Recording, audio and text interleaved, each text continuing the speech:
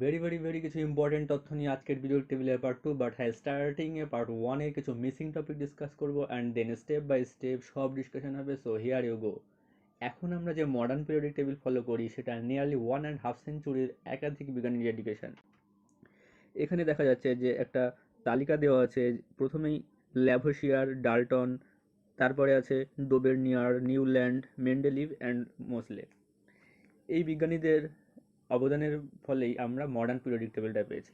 তো আমরা সবগুলো বিষয়েই জানবো বিস্তারিত। তো প্রথমেই চলে যাব নাম্বার 1, ল্যাভোসিয়ার। বিজ্ঞানী ল্যাভোসিয়ারের হাত ধরেই কিন্তু আমাদের প্রথম এই পিরিয়ডিক টেবিলের যাত্রা আরম্ভ হয়। তো তিনি কি করেন, বিজ্ঞানী ল্যাভোসিয়ার মেটাল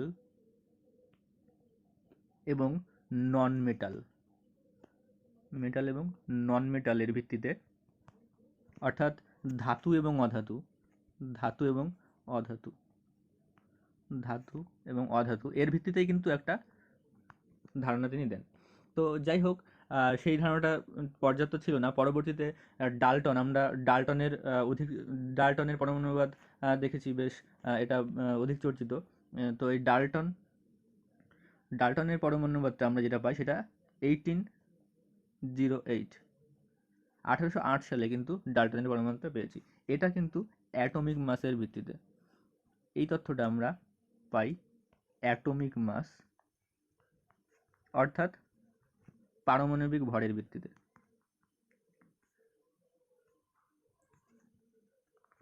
পারমাণবিক ভরের ভিত্তিতে কিন্তু তিনি এই ধারণাটা দিয়েছিলেন। এরপরে পরবর্তীতে এখানে দেখা যায় যে এই ডাল্টনের পরমাণুবাদেও কিন্তু অনেক ত্রুটি থেকে যায়। এই কারণে পরবর্তীতে তৃতীয় পর্যায়ে এসে আমাদের বিজ্ঞানী ডোবেরনিয়ার তিনি ট্রায়াড থিওরি, TRIAD,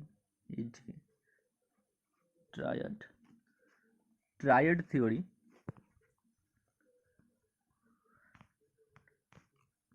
ট্রায়াড থিওরির মাধ্যমে কিন্তু তিনি আমাদের 1829 সালে নতুনভাবে একটা ধারণা দেন। যদিও তিনি এই ট্রায়াড থিওরি অর্থাৎ ত্রয়ী সূত্র, যেটাকে আমরা ত্রয়ী সূত্র বলি, ট্রায়াড বা ত্রয়ী সূত্র, যদিও এই ত্রয়ী সূত্রটা তিনি অনেক আগেই শুরু করেছিলেন, কিন্তু এটা কমপ্লিট হয়েছিল 1829-এ, 1829-এ কমপ্লিট হয়েছিল। তো গেল ট্রায়াড থিওরি বা ত্রয়ী সূত্র। এই ত্রয়ী সূত্রর দ্বারা তিনি এটা কমপ্লিট করেছিলেন, কিন্তু এটাও পরবর্তীতে ফ্লপ হয়ে যায় এবং চতুর্থ পর্যায়ে গিয়ে দেখা যায় যে নিউল্যান্ড নতুনভাবে এটাকে স্থাপন করেন। তিনি দেন অক্টেভস ল। 1865 খ্রিস্টাব্দে তিনি দেন অক্টেভস ল,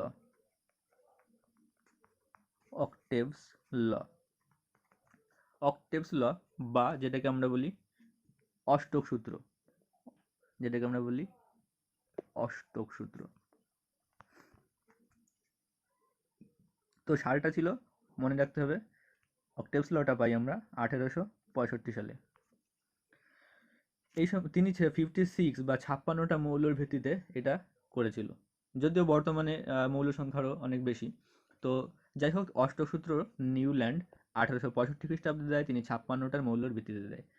এবার অষ্টসূত্র এবং এর আগে যেটা বললাম ত্রয়ী সূত্র, এইগুলো সম্পর্কে বিস্তারিত অবশ্যই পরে জানবো। তার আগে আমরা পর্যায়গুলো পরপর জেনে নিই কীভাবে এই পিরিয়ডিক টেবিলটা ডেভেলপড হয়েছে। এরপর 56টি এলিমেন্টের বেসিসে নিউল্যান্ডের যে অক্টেভ ল সেটাও কিন্তু ফ্লপ হয়ে যায়। আসলে এরপরে কিন্তু আরও মৌল পাওয়া যায় যেগুলো কিনা নিউল্যান্ডের এই টেবিলে স্থান পায়নি। এই কারণে মেন্ডেলিভ নিয়ে আসে নতুনভাবে তার আধুনিক পর্যায় সারণী। এরপরে পঞ্চম পর্যায়ে আসেন মেন্ডেলিভ।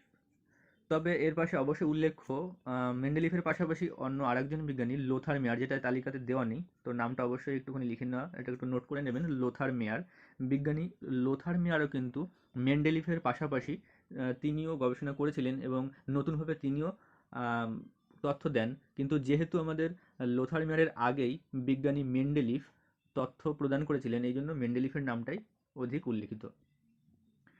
তো বিজ্ঞানী মেন্ডেলিভ 1869 সালে আমাদের আধুনিক পিরিয়ডিক টেবিল, মডার্ন পিরিয়ডিক টেবিলটা কিন্তু দেয়। যেটাকে আমরা মডার্ন পিরিয়ডিক টেবিল বলে থাকি। Modern periodic table. 56 এলিমেন্ট বিশিষ্ট নিউল্যান্ডের টেবিলটি রিজেক্ট হয়ে যাওয়ার পরে মেন্ডেলিভ কিন্তু 56-র পরে এসে 63টি মৌল, আরও কিছু মৌল যোগ করে 63টি মৌল দিয়ে তার মডার্ন পিরিয়ডিক টেবিলটা করেছিল। আর এই টেবিলটাকেই আমরা, যেটাকে ফার্স্ট মডার্ন পিরিয়ডিক টেবিল বলে থাকি। তো এই পিরিয়ডিক টেবিলটা কিন্তু ছিল 8টা কলাম, 8 কলাম এবং 7 রো এর একটা সারণী, একটা চার্ট। তো মেন্ডেলিফের এটাই হচ্ছে মডার্ন পিরিয়ডিক টেবিল। এরপরে তিনি তো 63টি মৌলের মাধ্যমে করেছিল, এবং তিনি ভবিষ্যৎবাণী করে রেখেছিলেন কিছু মৌল রিক্ত স্থান রেখে দিয়েছিলেন তিনি। 63টি মৌলের পরেও কিছু রিক্ত স্থান ছেড়ে দিয়েছিলেন। তিনি ভবিষ্যৎবাণী করে দিয়েছিলেন কিছু মৌলের জন্য। তো তার ভবিষ্যৎবাণী ঠিকঠাকভাবে মিলে যায় এবং পরবর্তীতে আরও কিছু মৌলের সন্ধান পাওয়া যায়। মোসলে তিনি 1913 সালে আরও কিছু নতুন মৌলের সমন্বয়ে একদম লেটেস্ট পিরিয়ডিক টেবিলটা করেন। মোসলের সময়ে মৌলের সংখ্যা ছিল তার টেবিলে 118টি। তো যখন মেন্ডেলিভ টেবিলটা করেছিলেন তখন 63টি এবং মোসলের সময় এসে সেটা দ্বারাই 118টি মৌলতে। তো যাই হোক, এটা গেল আমাদের প্রথম পর্বে পিরিয়ডিক টেবিলের হিস্ট্রিটা। এবার আমরা আজকের ভিডিওর শেষ অংশে কিছু খুব জরুরি ইম্পর্টেন্ট প্রশ্নগুলো নিয়ে আলোচনা করব, যেগুলো রেলে প্রচুরবারই রিপিট হয়েছে এবং ভবিষ্যতেও প্রশ্নগুলো আসার সম্ভাবনা আছে। তো প্রথম প্রশ্ন যেটা আমাদের, ত্রয়ী সূত্র। ত্রয়ী সূত্র কি? ত্রয়ী সূত্র হচ্ছে, ত্রয়ী সূত্র যেটাকে ল অফ ট্রায়াডস বলে, রাসায়নিকভাবে সদৃশ প্রতি 3টি মৌলের, মনে রাখতে হবে ত্রয়ী অর্থাৎ 3টি মৌলের জোটের মাঝের মৌলটি পারমাণবিক ভর মোটামুটিভাবে অপর মৌলদ্বয়ের পারমাণবিক ভর দুটির গড় মানের সমান। এই সূত্রের ভিত্তিতে ডোবেরাইনের কয়েকটি মৌলের তালিকা আকারে সাজান।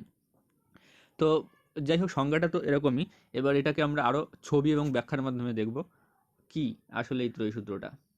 তো ছবিটা দেখে নেওয়া যাক। এটা হচ্ছে একটা সিরিজ। আমরা ত্রয়ী কথাটার মধ্যেই লুকিয়ে আছে, যেহেতু ত্রয়ী অর্থাৎ ত্রয়ী বলতে তিনটি। তো 3টি মৌল, এখানে লিথিয়াম, সোডিয়াম আর পটাশিয়াম, পরপর 3টি মৌল। এই মৌলের মধ্যে, 3টি মৌলের মধ্যে প্রত্যেকটার অ্যাটমিক মাস এখানে দেওয়া আছে 7, 23, 39। এবার সূত্রে যেটা দেওয়া ছিল, আমাদের সংজ্ঞায় যেটা দেওয়া ছিল, ত্রয়ী সূত্র অনুসারে যেটা বলে আর কি, যে কোনো পরপর 3টি মৌলের মধ্যে প্রান্তীয় মৌল দুটোর যোগফলকে ভাগ করলে, অর্থাৎ প্রান্তীয় মৌল দুটোর গড় নিলে মাঝখানের মৌলটির পারমাণবিক ভর আমরা পাবো। তো সেটা করে দেখা যাক কিভাবে পাওয়া যায়। এটাকে আমরা পেলাম 7, এবং দ্বিতীয় ক্ষেত্রে শেষে এখানে পেলাম 39। তো 7 এবং 39 এর সমষ্টি কত? এর যোগফল 46, এবং এটাকে মিন করলে 2 ভাগ করার পরে 23 পাওয়া গেল। তো এটা সোডিয়ামের 23 অ্যাটমিক মাস। সেকেন্ড এক্সাম্পলে আমরা যাব। এখানে ক্যালসিয়ামের 40 এবং বেরিয়ামের 137। তো 40 এবং 137 অ্যাডিশন করার পরে আমরা পেলাম 177। এবার এটাকে মিন করলে 2 দিয়ে ভাগ করার পরে 88.5, অর্থাৎ এখানে 88 লেখা হলো, অর্থাৎ অ্যাপ্রক্সিমেটলি 88 এর অ্যাটমিক মাস। আর এই থিওরিকেই আমরা বলতে পারি ত্রয়ী সূত্র, যেটা ত্রয়ী সূত্র বা ট্রায়াডস ল, ডোবেরিয়ানের দেওয়া তথ্য। তাহলে আশা করি ত্রয়ী সূত্র সম্পর্কে আর কোনো জিজ্ঞাসা এবার নেই। এবার চলে যাব পরবর্তী প্রশ্নতে। নেক্সট কোশ্চেন আছে, অক্টেভস ল বা অষ্টক সূত্র কি? অষ্টক সূত্র বা অক্টেভস ল। 1864 সালে নিউল্যান্ড এই সূত্রটা দেন। কি হয়? বিভিন্ন মৌলগুলির ক্রমবর্ধমান পারমাণবিক ভর অনুসারে সাজিয়ে, কথাটি এখানে কি আছে? ক্রমবর্ধমান পারমাণবিক ভর অনুসারে সাজিয়ে দেখেন যে কোনো নির্দিষ্ট মৌলের সঙ্গে তার পরের অষ্টম মৌলের ধর্মের পুনরাবৃত্তি হয়। তো একটা ছবির মাধ্যমে আমরা এটা দেখে নেব উদাহরণ সহ।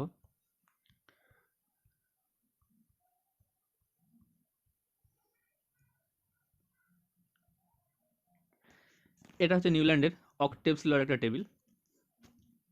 এখানে দেখা যাচ্ছে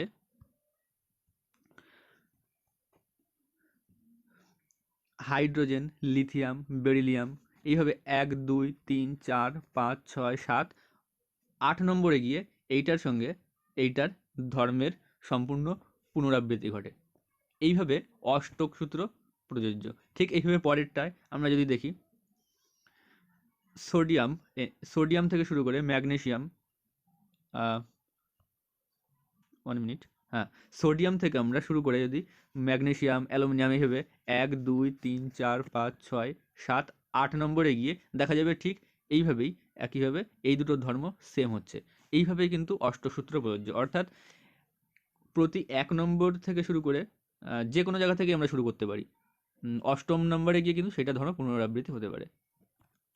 যদি আমি এখান থেকে শুরু করি, এখান থেকে শুরু করলাম, এখান থেকে শুরু করি, তো 1 2 3 4 5 6 7 8 এখানে গিয়ে কিন্তু সেই ধর্মটা পুনরাবৃত্তি হলো। এইভাবেই কিন্তু অষ্টসূত্র দিয়েছেন নিউল্যান্ড। এই অক্টেভস ল বা অষ্টসূত্র সম্পর্কে একটা জরুরি তথ্য বলে রাখি।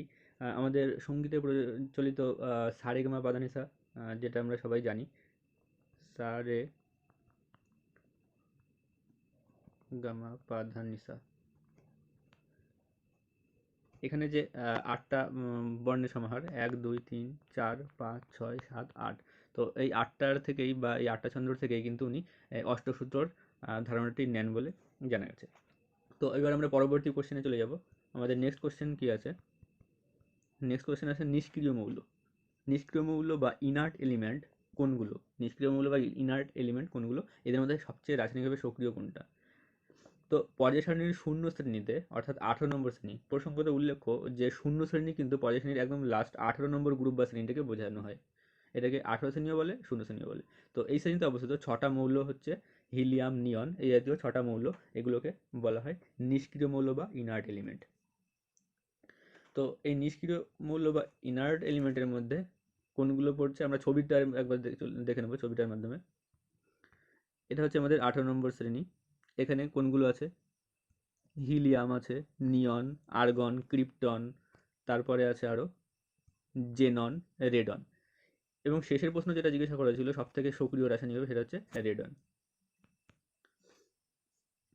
এবার এই নিষ্ক্রিয় গ্যাস বা নিষ্ক্রিয় মৌল সম্পর্কে আমরা কিছু আরও তথ্য জানবো। তার আগে একটা বিষয় জেনে নেওয়া জরুরি। এই নিষ্ক্রিয় গ্যাস বা নিষ্ক্রিয় মৌল জানার আগে আমাদের একটু যোজ্যতা সম্পর্কে জানা দরকার। সেটা হচ্ছে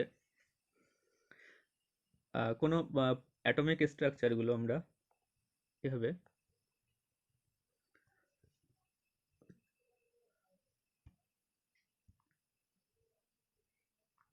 কয়েকটা অরবিটে ভাগ করি। তো প্রথম অরবিটটাকে আমরা কে বলবো, দ্বিতীয়টাকে বলবো এল, তৃতীয়টাকে বলবো এম, এবং চতুর্থটাকে বলবো এন। তো এই 4টি কক্ষ কে, এল, এম এবং এন এই অরবিটে ভাগ করা হয়। এই অরবিটগুলোর মধ্যে শেষ অরবিটে যেটা শেষ কক্ষে যেটা থাকে সেটাই হচ্ছে ওই পরমাণুর যোজ্যতা বা ভ্যালেন্সি। এটাকে বলা হয় ওই পরমাণুর যোজ্যতা বা ভ্যালেন্সি। তো দেখা যাক একটা আমরা উদাহরণের সাহায্যে বিষয়টাকে বর্ণনা করি। ধরা যাক সোডিয়াম এর ইলেকট্রন সংখ্যা যেটা 18, এটাকে আমরা কক্ষপথে বিন্যাস করে দেখাবো। তো সোডিয়ামের যে 18টি, এটা একটা নির্দিষ্ট ফর্মুলার উপরে কাজ করে, সেটা হচ্ছে 2 × n², যেখানে n হচ্ছে আমার নাম্বার অফ সেল। তো আমরা 4টে অরবিট দেখেছি, 1 2 3 4। তো প্রথম যেটা কে কক্ষ, এখানে 2 × কে কক্ষ মানে প্রথম কক্ষ, তার মানে 2 × 1² অর্থাৎ 2। দ্বিতীয়টায় যাবে 2 × দ্বিতীয় কক্ষ যেটা এল কক্ষ, মানে 2 × 2 নম্বর কক্ষ বলে 2² তার মানে 8টি। তাহলে সেইভাবে 3 নাম্বার কক্ষে যাবে 2 × 3² মানে 18। এভাবেই চলবে।